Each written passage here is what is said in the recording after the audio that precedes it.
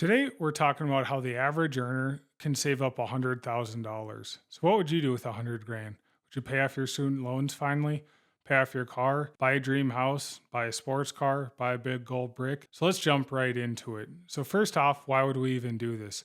Well, there's a retirement crisis looming these days for baby boomers, the future Gen X retirees, the future millennials. CNN's got a study with Fidelity. It shows the actual savings from people in their mid 30s to their mid 60s is $20 to $70,000.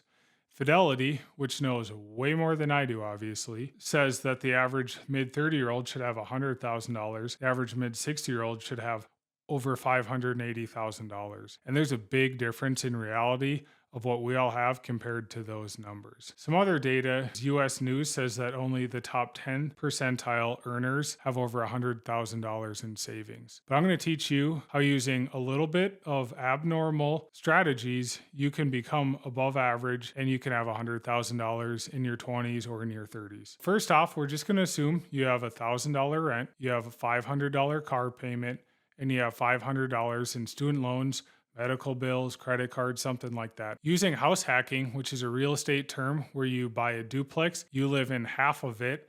The renter pays the rent payment, and that rent payment commonly covers the entire mortgage. So you're going to eliminate your $1,000 rent payment. Now you're going to take that old $1,000, you're going to put that towards your student loans. Slowly work that down using the debt snowball method. Get rid of that as soon as possible. Obviously, this takes time. Totally understandable. So now you're paying $1,500 a month towards your student loans till those are gone. Once your student loans are gone, you're going to put $2,000 a month towards your car. So that's your rent payment, your student loan payment, and your car payment. Knock those out. Get rid of the debt. So now you're living for free. You have no car payment and you've got no student loan payment. Now you can save $2,000 a month. Over time, this is $24,000 a year. Over 4 years, with a little bit of interest on there, you're going to hit $100,000 in savings. Obviously, we've taken up multiple years right now, and this is based on frugality, which is being thrifty, which is being prudent, which is being cheap sometimes, but it's stretching your dollar. It's trying to be efficient with your money. You can do more or less with your money, depending on how smart you are with those decisions of buying everything in sight or not. A little more advanced than saving just the $2,000 a month. Maybe over this time frame, you've gotten raises, and maybe you've gotten into real estate. You've got some passive income, so maybe you can save $2,500 a month, $3,000 a month. If you're saving $3,000 a month, $36,000 a year, over 3 years, you're going to hit $120,000, and maybe over 10 years, you can keep this and you'll hit $475,000 a year with average stock market returns. So maybe you're a couple and you live on one income and you save the other. So this is very common in today's society. It's very realistic. And then you can save $2,000, $3,000, $4,000 a month, maybe. $4,000 a month is 48 grand a year, or 100 grand every other year, basically. And you can see how this snowball of compound interest really grows over time. So again, why do you want to do this more than just to buy a sports car or something?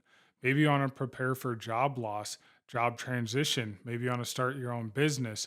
Maybe you want to get a camper and take a sabbatical year and road trip all the national parks.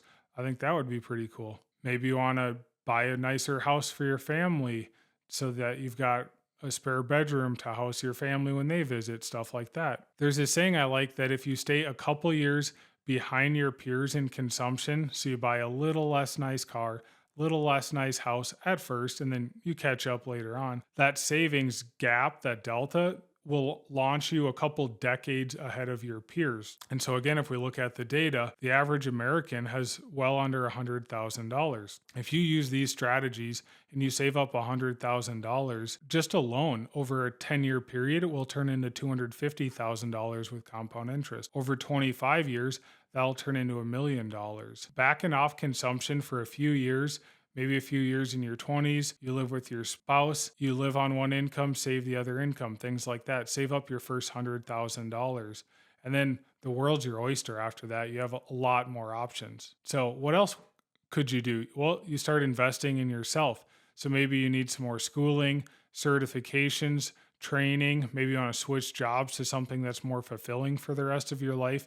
And now you finally have breathing room that you've got probably years of living expenses of an emergency fund to cover when life happens. Maybe you want to start getting into more advanced investing. Maybe you want to start investing in the stock market, real estate, crypto, things like that. Start your own business. Those are all great ideas. Obviously, celebrate. Go get some ice cream. Go on a trip. Buy a more reliable, nicer car. Stuff like that. Go buy a house. And then keep at it and keep saving. And go from your first 100 grand to your second 100 grand. The time frame's going to take way less because now you have compound interest that's probably making $10,000 a year from your investments already. So that's how I'd save up $100,000 if I was starting from zero, using a little bit of advanced strategies like house hacking, using frugality. But I know this is possible for the average earner, average investor to save up your first 100 grand. If you like this video, make sure to hit the like and subscribe and stay tuned for our next video. We're going to be highlighting Set for Life